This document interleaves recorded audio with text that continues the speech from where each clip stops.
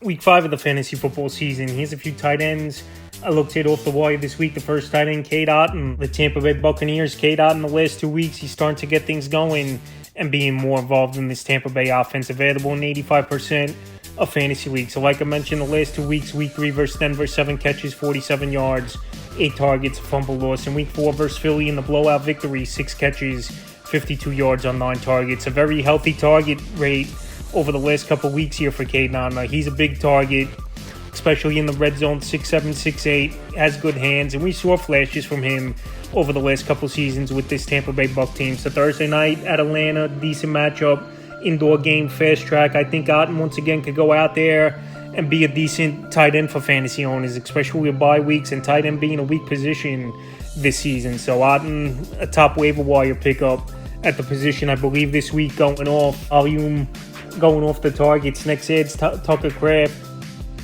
of the Green Bay Packers. So Tucker Kraft, he had a solid game, but he didn't do much all season until week 4 versus Minnesota. 6 catches, 53 yards, touchdown, 2-point conversion, a fumble loss on 9 targets. So this Green Bay Packer team, they were down 28-0, and they're not going to be trailing a lot this season by big margins, where Jordan Love had no choice but to drop back and throw the football over 40 times in that loss, even though they just fell short versus the Minnesota Vikings. So Tucker Kraft, we saw flashes from him last season at the end of the year after Musgrave went down with injury, and he was the starting tight end. And him and Jordan Love definitely have a good rapport. And this whole Packer offense obviously elevates with Jordan Love back in the lineup compared to Malik Willis. So right now, while Kraft is out there in 96% of fantasy leagues, I would give him an ad this week. The next ad, Zach Ertz of the Washington Commanders. Zach Ertz, once again, not a monster performance, but he's just going out there and he's being serviceable, especially at a tight end position that's been weak this season, where many people thought it'd be a strong position, but a lot of guys underperforming or just banged up as well. Ertz available in 70% of fantasy leagues. In the last 3 weeks, he's been serviceable. Week 2 versus the Giants, 4 catches, 62 yards on 4 targets. Week 3 at the Bengals, 5 catches, 38 yards, 5 targets.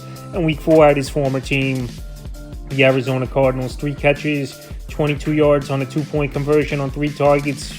So Zach Ertz still could go out there, still could make plays. This Commander team surprising the league, 3-1 on the season with young, impressive rookie quarterback Jaden Daniels.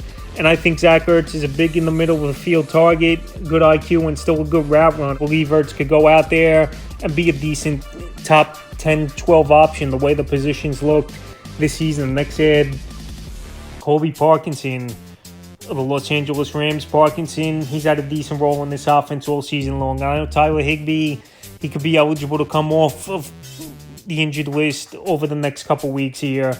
And Parkinson, so far, he hasn't had any double-digit fantasy games in PPR leagues, but he's going out there and he's getting targets in this Matt Stafford offense. Week 3 versus the Niners, 3 catches, 21 yards. And then week 4 at the Bears, 4 catches, 33 yards on a nice target rate with 7. So week 5 this week here, decent matchup versus the Green Bay Packers. We just saw them get torched by Sam Darnold in the Minnesota offense. And I think Colby Parkinson could be a sneaky play. I know they got the bye week in week 6, and most likely Higbee.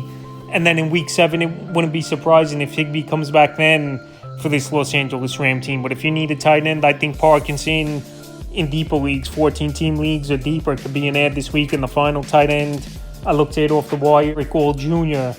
of the Cincinnati Bengals. I mentioned him a little bit last week in the sleeper video, is Eric Wall Jr., and he outplayed Mike Gesicki in this ball game in the victory at the Carolina Panthers. 4 catches, 28 yards on 4 targets, where Gesicki only had 1 catch in that one for -9 yards. So Eric Wall Jr., he was drafted last season.